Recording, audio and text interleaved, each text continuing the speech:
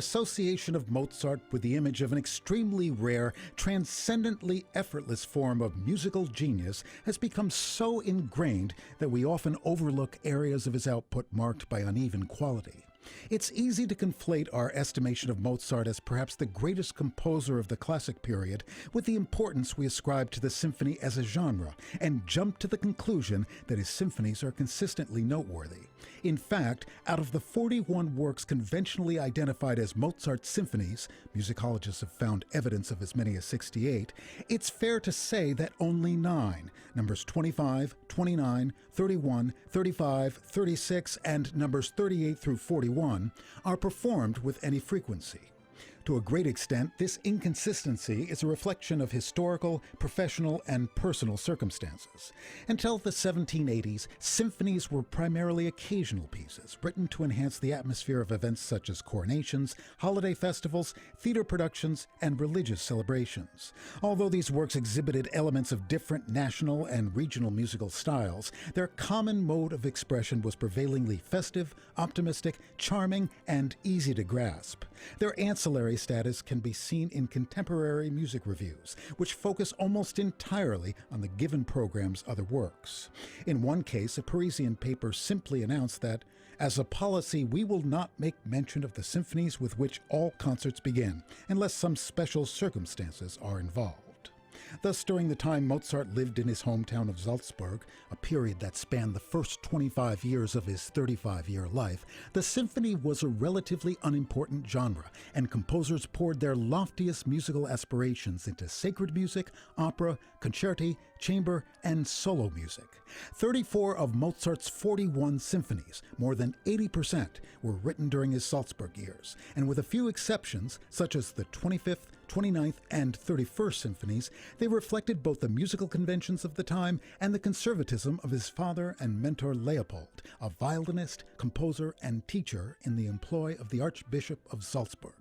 Although Haydn was creating symphonies of unusual structural integrity, ingenuity, and expressive range, he did so in the forest-bound isolation of the Esterhazy estate, where he served as Kapellmeister to the court of that Hungarian noble family.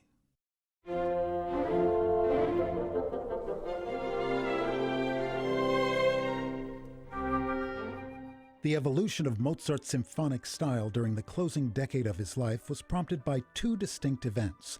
The first was his move to Vienna in the spring of 1781. No longer under his father's thumb, Mozart embraced the life of a freelance musician with abandon, producing a flurry of works that demonstrated a new level of harmonic and formal sophistication, melodic inventiveness, and emotional depth. He initially focused on composing piano concerti and chamber music, the genres most likely to generate ticket revenues and noble patronage. Later in the decade, this entrepreneurial spirit manifested itself in the composition of 4 operas: The Impresario, The Marriage of Figaro, Don Giovanni, and Così fan tutte.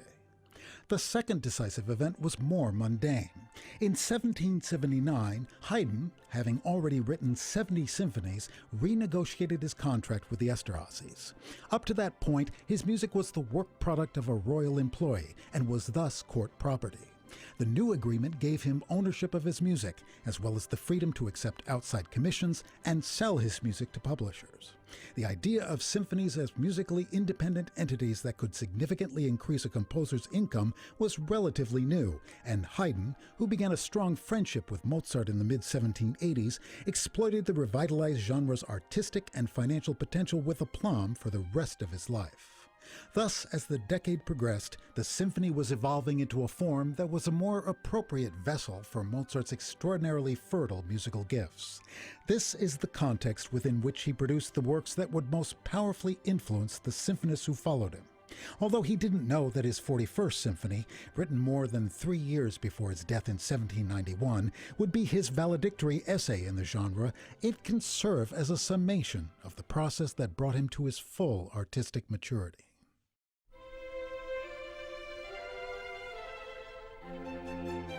This symphony, whose nickname Jupiter was assigned posthumously, is a remarkable compendium of Mozartian gestures and sensibilities, from the pomp and ceremony of the opening bars, through the first movement's profusion of melodic ideas, the operatic pathos of the slow movement, and the regal charm of the minuet.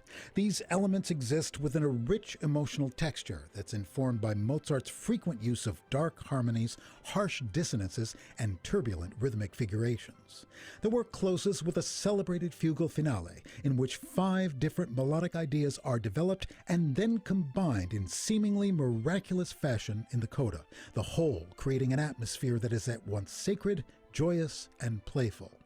While the symphony is framed by Mozart's characteristic classical poise, the exquisite depth and emotional scope of this work, and indeed all 3 of his final symphonies, led the Romantics to claim this music as a profound demonstration of their belief in the supreme power of abstract instrumental music, a sentiment articulated by Brahms. I can understand that Beethoven's First Symphony impressed people greatly, but the last 3 symphonies by Mozart are much more important.